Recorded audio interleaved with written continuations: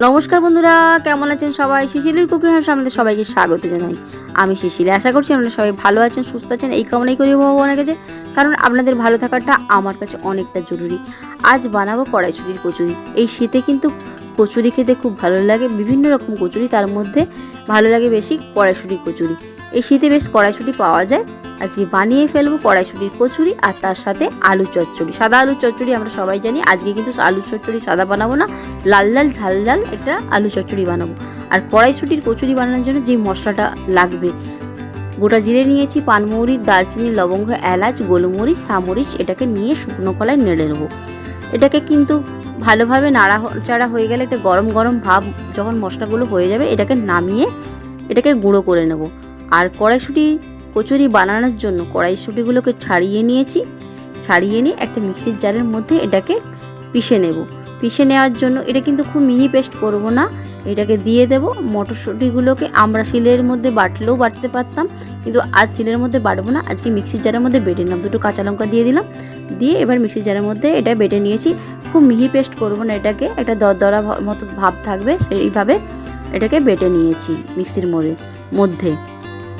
এরপর কি করব, গ্যাস চালিয়েছি, কড়াই বসিয়ে তেল দিয়ে দিলাম, সর্ষের তেল। আর এটা দিয়ে দিলাম কালো জিরে আর জোয়ান দিয়ে দিয়েছি। এর মধ্যে দিয়ে দেব সামান্য হিং, আর দিয়ে দেব ওই বেটে রাখা মটরশুঁটি দিয়ে দেওয়ার পর এবার পরিমাণ মতো দিয়ে দিলাম চিনি আর নুন, দিয়ে নাড়াচাড়া করতে থাকবো। এবার নাড়াচাড়া করার পর ওর উপর দিয়ে দিলাম সামান্য একটু হলুদ গুঁড়ো, আর ওর পরিমাণ মতো ওই 1 চামচের মতো দিয়েছি ওই ভেজে রাখা মশলাটা, আর দিয়ে দিলাম 1 চামচ ভর্তি করে বেসনটা দেওয়ার কারণ একটা বাঁধন আনে, তো এই বাইন্ডিংয়ের জন্য এটাকে দিয়ে দিলাম। আর গ্যাসটা কিন্তু অফ করে দিয়েছি, ধনেপাতা দিয়ে নাড়াচাড়া করে রেখে দিলাম। এরপর 800 গ্রামের মতো আটা নিয়েছি, এটাকে আটাতে আমি বানাচ্ছি, আপনারা চাইলে ময়দাতেও বানাতে পারেন। দিয়েছি পরিমাণ মতো নুন, আর 1 চামচের মতো ঘি দিয়েছি, আর দিয়ে দিলাম দুধের স্বর আপনারা চাইলে দিতেও পারেন, নাও দিতে পারেন, কারণ দুধের স্বর দেওয়ার কারণ কালার মানে সাদা কালারের একটা ভাব হবে, সেই কারণে দুধের স্বর দিয়ে দিয়েছি। আর এবার উষ্ণ গরম জলে এটাকে ভালো করে মেখে নেবো, নিয়ে এবার ডেকে রাখবো কিছুক্ষণের জন্য। এরপর এই ফাঁকে বানিয়ে নিই আলু চচ্চড়ি বানানোর জন্য নিয়েছি 4টে আলু, এভাবে পাতলা পাতলা করে কেটে নিয়েছি।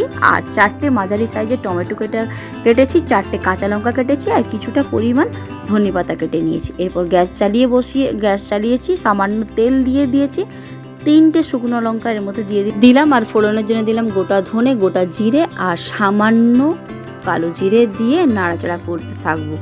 করে ওর মধ্যে দিয়ে দেবো টমেটো কুচি দেওয়ার পরে নাড়াচাড়া করতে থাকবো।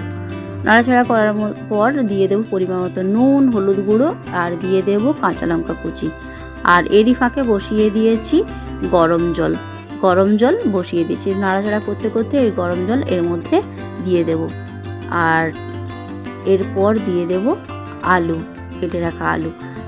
তার আগে আলু কেন দিলাম না, কারণ টমেটোর যে টক ভাবটা আছে, আলু সেদ্ধ হতে সময় লাগবে, সেই কারণে জল দিয়ে আলুগুলো দিয়ে দিলাম।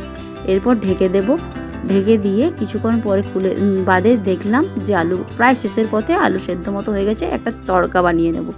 2 চামচের মতো সর্ষের তেল দিয়ে সামান্য হিং আর একটা কালার বালা লঙ্কা 1 চামচের মতো দিয়ে দিয়েছি। এর মধ্যে দিয়ে দিলাম ধনেপাতা কুচি, দিয়ে এবার কিছুক্ষণ ফুটিয়ে নামিয়ে নেব। এরপর যে আটাটা মেখে রেখেছিলাম কড়াইশুঁটির কচুরি বানানোর জন্য, তো আটাটা এবার দেখুন কতটা সফট ভাব হয়েছে, আর কতটা এইভাবে নরম নরম। তবু হাত দিয়ে একটু চেপে একটু মেখে নিয়ে ছোটো ছোটো করে লেচি মতো বানিয়ে নিয়েছি। এরপর ওই কড়াইশুঁটির পুরটা এর মধ্যে ভরে নেব। এইভাবে করতে হবে, পুলি পিঠে যেভাবে আমরা বানাই, এইভাবে এরকম করে এর মধ্যে পুরটা ভরে দেব। দিয়ে একটা একটা করে এইভাবে করে নেব আস্তে আস্তে করে। আর খুব সহজেই এইভাবে করলে খুব সুন্দর করে এইভাবে গোল বানাতে হবে। গোল বানিয়ে এবার হাত দিয়ে এরকম ছোটো ছোটো করে কেটে এইবারে উল্টো দিকে রেখে দিতে হবে। দিয়ে এবার সবকটা আমার পুর ভরা হয়ে গেছে, এর মধ্যে কিচেন টাওয়াল দিয়ে দেবো। এরপর একটা একটা করে বের করবো, কারণ শক্ত মতো হয়ে যায়, ফেটে যায়, সেই কারণে টাওয়াল ঢেকে রাখলে ওটা সুন্দর মসৃণ ভাব থাকে। তো এইভাবে গুঁড়ি দিয়ে এটাকে বেলে নেব। আমি একটু বড় সাইজের করেছি, চাইলে আপনারা ছোট সাইজেরও করতে পারেন। আমার বেশ বড় বড় দেখতে ভালো লাগে। বেশ অনেকটা তেল দিয়ে দিয়েছি। এরপর ভেজে নেব এইভাবে। দেখুন আটার পুরি বলে কেউ বলবে না কিন্তু, কালারটা কত সুন্দর হয়েছে। এইভাবে সবকটা একটা একটা করে ভেজে নেব। কত সুন্দর ফুলে উঠছে, একটার পর একটা সব ভেজে নিচ্ছি। আর দেখছেন কত সুন্দর কালার, সাদা কালার ভাব হয়েছে। আর দুধের সর দেওয়ার কারণেই কিন্তু এই সাদা সাদা ভাব হয়েছে। আর আপনারা চাইলে নাও দিতে পারেন, দিতেও পারেন। তো আমার বেশ ভালো লাগে সাদা কালার দেখতে, সেই কারণে দুধের সর ইউজ করেছি। আর একে একে করে এইভাবে ভেজে নিলাম সবকটা। এরপর পরিবেশন করার পালা। আর সন্ধেবেলা, শীতের সন্ধেবেলা যদি এইরকম কচুরি একটা হয়, আর সাদা আলুর চচ্চড়ির বদলে একটু কালারিং আলুর চচ্চড়ি, আর বাচ্চারা কালার দেখলেই, কালার জিনিসটা বাচ্চারা খুব পছন্দ করে।